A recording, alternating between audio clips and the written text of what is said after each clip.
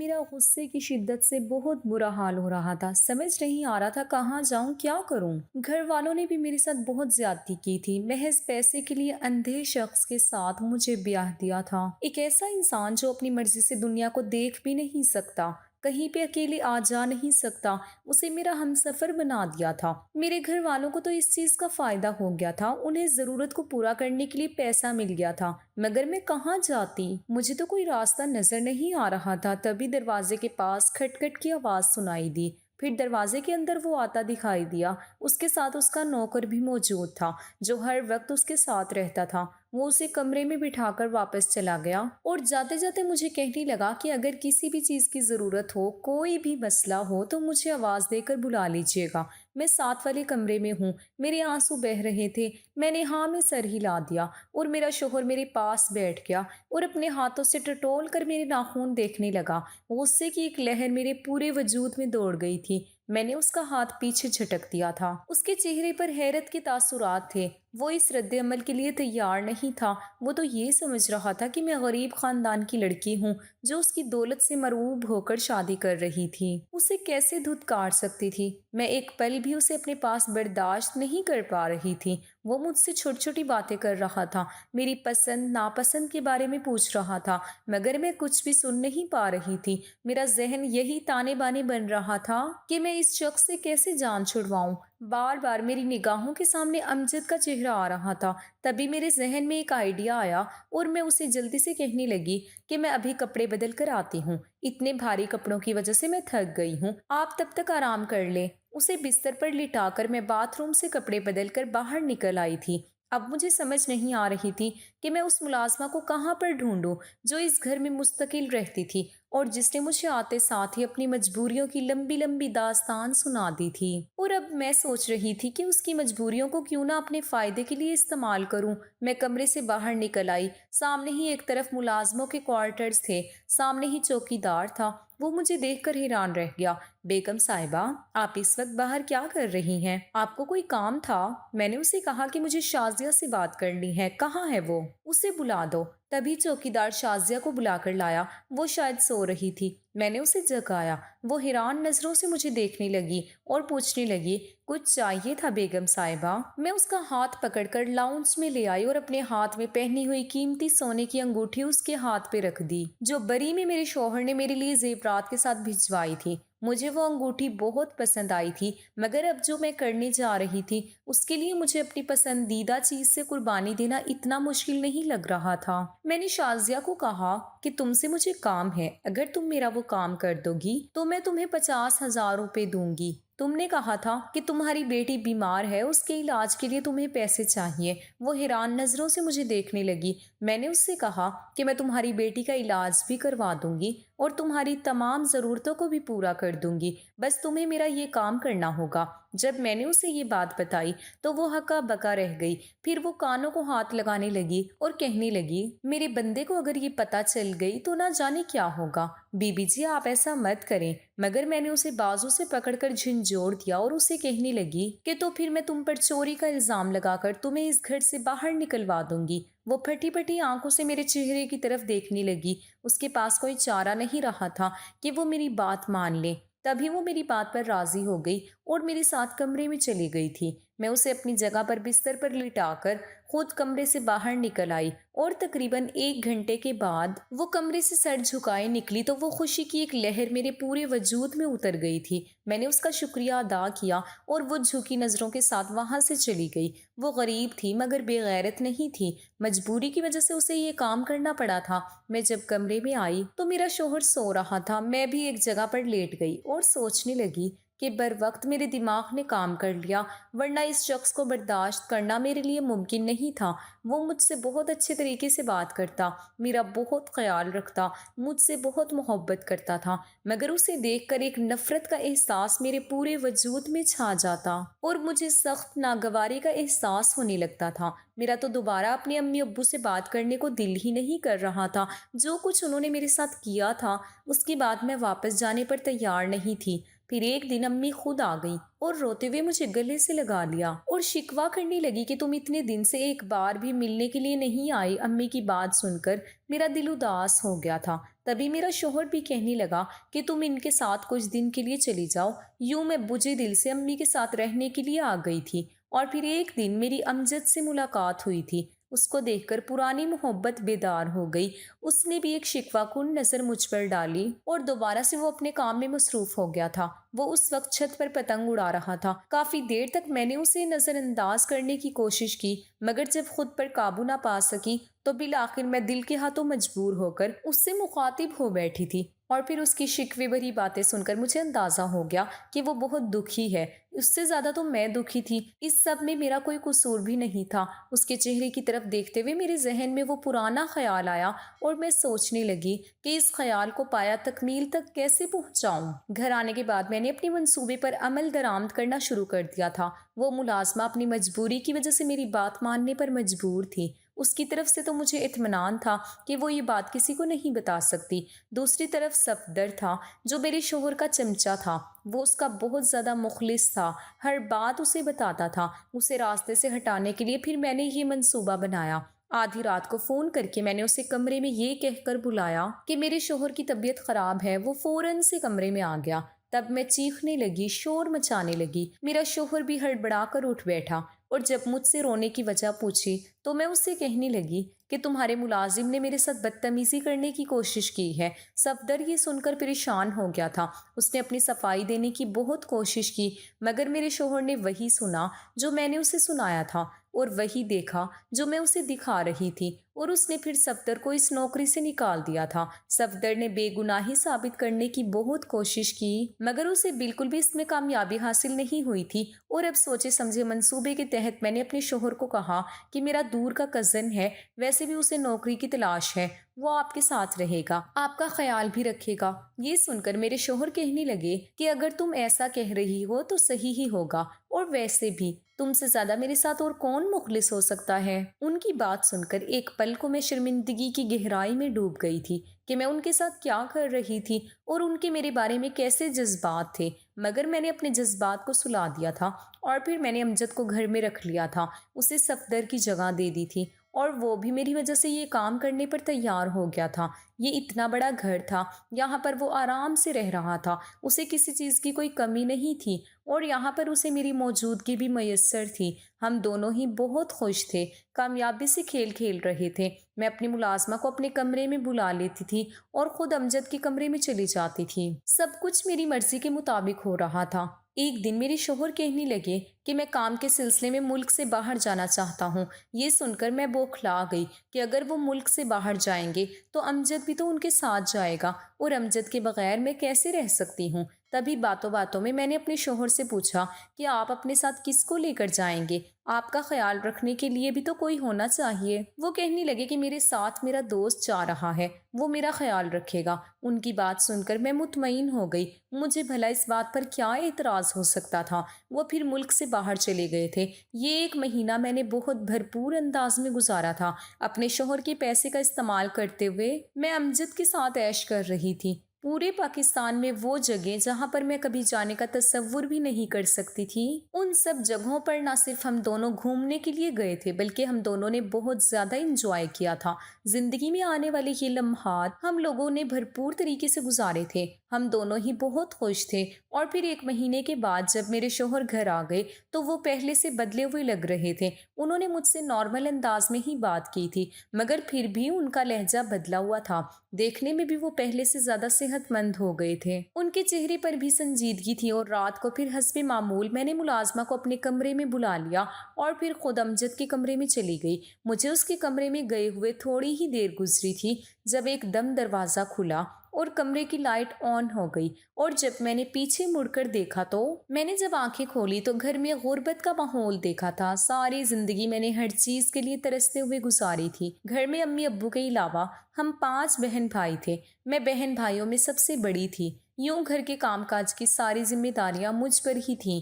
باقی بہن بھائیوں کو چھوٹا ہونے کی وجہ سے پھر بھی رعایت مل جایا کرتی تھی۔ امی کا عتاب کا نشانہ بھی میں ہی زیادہ تر ہوا کرتی تھی۔ امی کو بھی میری حرکتوں پر کافی زیادہ اعتراض رہتا تھا۔ انہیں میری سہیلیوں کے گھر آنے جانے پر، زیادہ وقت چھت پر گزارنے پر، غرض یہ کہ بہت ساری باتوں پر اعتراض تھا جنہیں میں ایک کان سے سن کر دوسرے کان سے نکال دیا کرتی تھی۔ مجھے ایسا لگتا تھا جیسے امی ہم بہن بھائیوں سے محبت نہیں کرتی، انہوں نے بس ہمیں پیدا کر کے دنیا میں لانے کی ذمہ داری ہی نبھائی ہے۔ میں ایسا صرف سوچ ہی سکتی تھی، امی کے سامنے ایسا کہہ نہیں سکتی تھی کیونکہ وہ چپل اتار کر مارتے ہوئے دیر نہیں لگاتی تھی۔ کمانے والے صرف ابا ہی تھے، دونوں بھائی بہت چھوٹے تھے، ایسے میں گھر میں زیادہ تر دال سبزی ہی پکتی تھی۔ کبھی کبھی تو گھر میں فاقے کی نوبت بھی آ جاتی تھی، ہمیں اچھا کھانا شاید مہینوں بعد ہی نصیب ہوتا تھا۔ امجد میری زندگی میں بہار کی مانند آیا تھا۔ وہ لوگ کچھ ٹائم پہلے ہی اس محلے میں آ کر رہنے لگے تھے۔ یہ گھر انہوں نے کرائے پر لیا ہوا تھا اور وہ ہم سے بھی زیادہ گئے گزرے تھے۔ ہمیں ایک فائدہ تھا کہ کچا پکا ہی صحیح مگر گھر ہمارا اپنا تھا، مگر وہ لوگ تو بیچارے اپنے گھر سے بھی محروم تھے۔ امجد کی کوئی نوکری بھی نہیں تھی، وہ سارا دن دوستوں کے ساتھ یہاں وہاں گھومتا پھرتا رہتا تھا۔ ہم دونوں ہی ایک دوسرے کو پسند کرتے تھے، شادی کرنا چاہتے تھے۔ جب امجد نے میرے لیے رشتہ بھجوایا تو اماں ابا نے یہ کہہ کر اسی وقت انکار کر دیا کہ لڑکے کا چلان ٹھیک نہیں ہے اور نہ ہی وہ کوئی نوکری کرتا ہے۔ ایسے نکھٹو انسان کے ساتھ بیاہنے کا کیا فائدہ جو بیٹی دوسرے تیسرے دن رو کر میکے کی دہلیز پر آتی رہے۔ اماں کی بات ایک حد تک معقول تھی مگر میں پھر بھی اپنے فیصلے سے پیچھے ہٹنے کو تیار نہیں تھی۔ میں نے جب اس بات پر احتجاج کیا تو اماں نے میری بہت زیادہ پٹائی کی تھی اور اماں سے مار کھانے کے باوجود بھی میں اپنی بات سے پیچھے نہیں ہٹ رہی تھی۔ انہی دنوں ابا اماں کے ساتھ نہ جانے کیا سرگوشیاں کرتے رہتے تھے اور مجھے ایسا لگ رہا تھا جیسے وہ لوگ میرے بارے میں کوئی کھچڑی پکا رہے تھے، مگر میں یہ بھی جانتی تھی کہ میری مرضی کے بغیر وہ کچھ بھی نہیں کر سکتے تھے کیونکہ وہ جانتے تھے کہ میں کافی زیادہ ضدی لڑکی ہوں۔ تبھی ایک دن اماں نے مجھے کہا کہ اماں نے میرا رشتہ اپنے باس کے ساتھ طے کر دیا ہے۔ یہ بات سن کر میں ہکا بکا رہ گئی۔ ایسے بھلا کیسے ہو سکتا ہے؟ آپ لوگ میری مرضی جانے بنا ہی میرا رشتہ کیسے طے کر سکتے ہیں جبکہ آپ جانتے بھی ہیں کہ میں کسی کے ساتھ شادی کرنا چاہتی ہوں؟ اماں نے میری بات سن کر سر پیٹ لیا اور کہنے لگی کہ وہ نکھٹو، وہ جو 10 روپے بھی نہیں کماتا، وہ تمہیں کہاں سے کھلائے گا؟ وہ تمہاری ضروریات کیسے پوری کرے گا؟ اماں کی بات سن کر میں چپ ہو گئی تھی۔ اب تو ابا بھی اس رشتے کے حامی تھے۔ اماں کی نسبت ابا سے میں بہت ڈرتی تھی اور ان کے سامنے تو میں ایسی بات کرنے کے بارے میں سوچ بھی نہیں سکتی تھی۔ ابا کو گردوں کا مسئلہ تھا، انہیں پچھلے کئی سالوں سے سگڑ کی بیماری تھی اور اب جب انہوں نے میرا رشتہ طے کر لیا تو ان کے باس نے ان کی بہت مالی مدد بھی کی تھی جس کے بارے میں مجھے بہت بعد میں اندازہ ہوا تھا۔ اور پھر جب شادی سے پہلے ہی میرے لیے قیمتی زیورات اور ڈھیروں ڈھیر کپڑے آئے تو یہ دیکھ کر کچھ پل کے لیے میں بھی وقتی طور پر بہل گئی تھی اور پھر شادی کی تیاریاں کرنے لگی۔ جب مجھے اماں نے ڈرتے ڈرتے شادی والے دن یہ بتایا کہ میرا ہونے والا شوہر اندھا ہے، اسے نظر نہیں آتا، تو یہ سن کر میں نے ایک جھٹکے سے سر اٹھایا تھا۔ اماں، آپ لوگوں نے میری زندگی برباد کر دی۔ آخر آپ لوگوں نے کیا سوچ کر اس شخص سے میری شادی کی ہے؟ میری حالت دیکھ کر اماں ہڑبڑا گئی اور کہنے لگی، ارے تو کیا ہوا، لڑکا بہت امیر ہے، پیسوں میں کھیلے گی تو، اور تمہارے ابا کہہ رہے تھے کہ اس کا علاج ممکن ہے، کچھ ٹائم پہلے ہی ایکسیڈنٹ سے اس کی نظر چلی گئی ہے اور یہ بھی ہو سکتا ہے کہ وہ آپریشن کروا لے اور اس کی نظر واپس آ جائے، تم فکر کیوں کرتی ہو؟ اماں کی بات سن کر میں چپ ہو گئی مگر میرے دل میں اس شخص کے لیے بے انتہا نفرت پیدا ہو گئی تھی اور اسی نفرت نے مجھے بغاوت کرنے پر اکسایا اور میں نفرت کی آگ میں گناہ کی طرف چلی گئی جس نے اپنے پیسے کے بل بوتے پر معذوری ہونے کے باوجود بھی مجھے خرید لیا تھا اور مجھے میری محبت سے دور کر دیا تھا۔ میں دل میں بے تحاشا نفرت اور بدگمانیاں لے کر اس کے گھر میں آئی تھی۔ اسے اپنے روبرو دیکھ کر بھی میرے دل سے اس کے لیے نفرت کم نہیں ہوئی تھی، بلکہ میں تو اس کی اس کمزوری سے فائدہ اٹھانے کا سوچ رہی تھی اور بالآخر میں اپنے مقصد میں کامیاب ہو ہی گئی تھی۔ بلکہ ایک طرح سے تو میں اس گھر میں خوش تھی، ایک تو مجھے اس کی قربت بھی برداشت نہیں کرنی پڑتی تھی، دوسرا میرا محبوب بھی ہر وقت میرے پاس رہتا تھا اور میں پیسے میں بھی کھیل رہی تھی، ہر عیش و آرام مجھے میسر تھا۔ اب جب ہم دونوں ساری دنیا سے بے خبر ہو کر ایک دوسرے میں مدہوش تھے تو کمرے کی لائٹ آن ہونے پر ہم دونوں ہڑبڑا کر اٹھ بیٹھے۔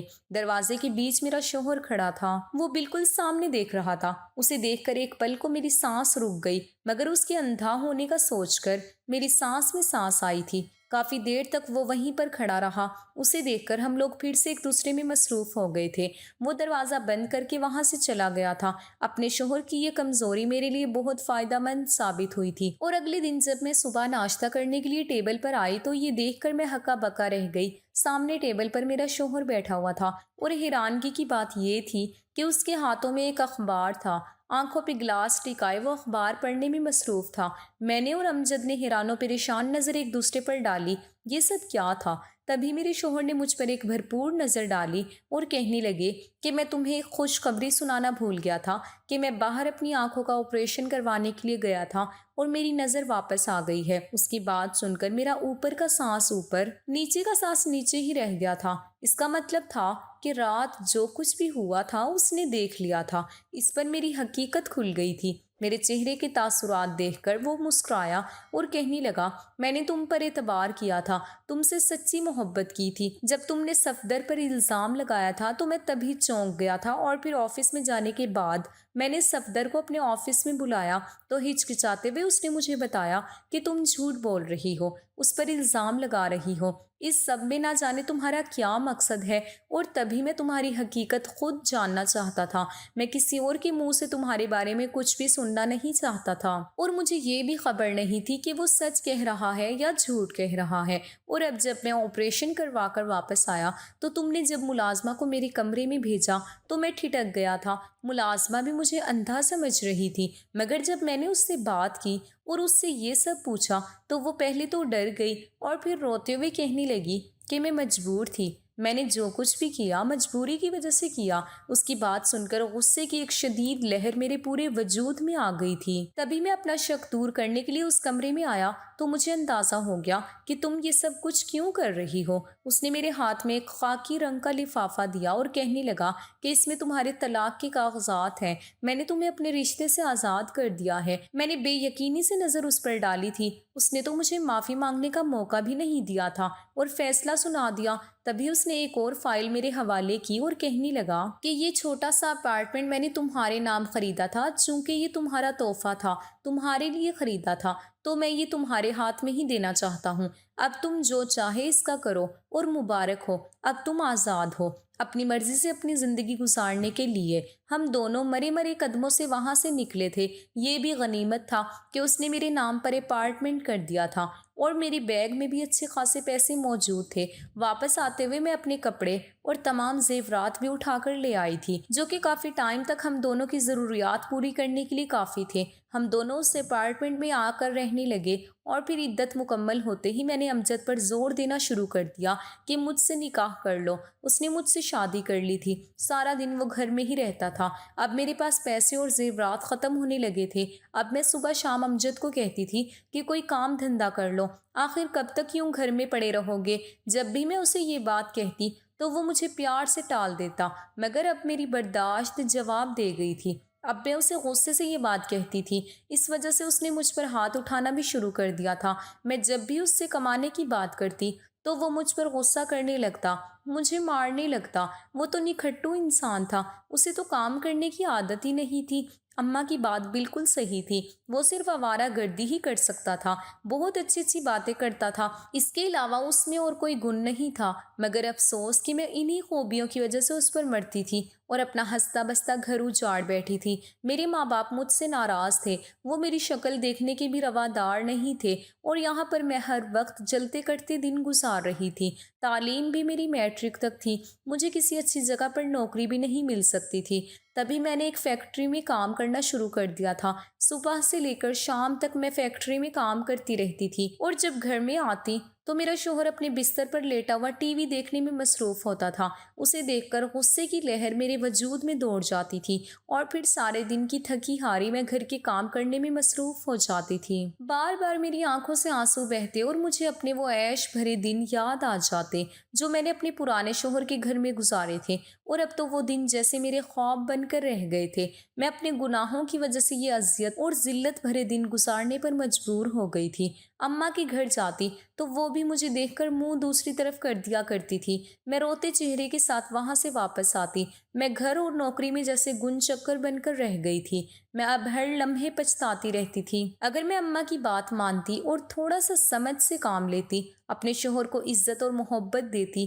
اماں نے مجھے کہا بھی تھا کہ آپریشن کے بعد وہ ٹھیک ہو جائے گا، مگر میں ہی اس کی نفرت میں باولی ہوئی جا رہی تھی۔ آج اس کے ساتھ اس کے گھر میں عیش و آرام کی زندگی گزار رہی ہوتی، اور اب تو اس کی آنکھیں واپس ٹھیک ہو چکی تھی۔ اماں صحیح کہتی تھی کہ تم بہت جلد باز ہو، اور آج اسی جلد بازی کی وجہ سے میں کہیں کی بھی نہیں رہی تھی۔ اب مجھے امجد کے ساتھ ہی ہر حال میں گزارا کرنا تھا، کیونکہ وہ میرا اپنا انتخاب تھا، اور امجد کو پتا تھا کہ مجھ پر واپسی کے سارے دروازے بند ہو چکے ہیں، اور میں اسے چھوڑ کر کہیں نہیں جاؤں گی۔ اور اس اپارٹمنٹ میں وہ آرام سے رہتا تھا، اور میں سارا دن کام کاج کر کے گھر کا چولہا جلا رہی تھی۔ مجھ جیسی عورتوں کے ساتھ ایسا ہی عبرتناک انجام ہوتا ہے۔ آج کی ویڈیو آپ کو کیسی لگی کمنٹ کر کے ضرور بتائیے گا، اور ویڈیو اچھی لگی ہو تو اسے لائک کریں اور ہمارے چینل کو سبسکرائب کریں۔ فرینڈز، ملتے ہیں اگلی ویڈیو کے ساتھ، تب تک کے لیے اللہ حافظ۔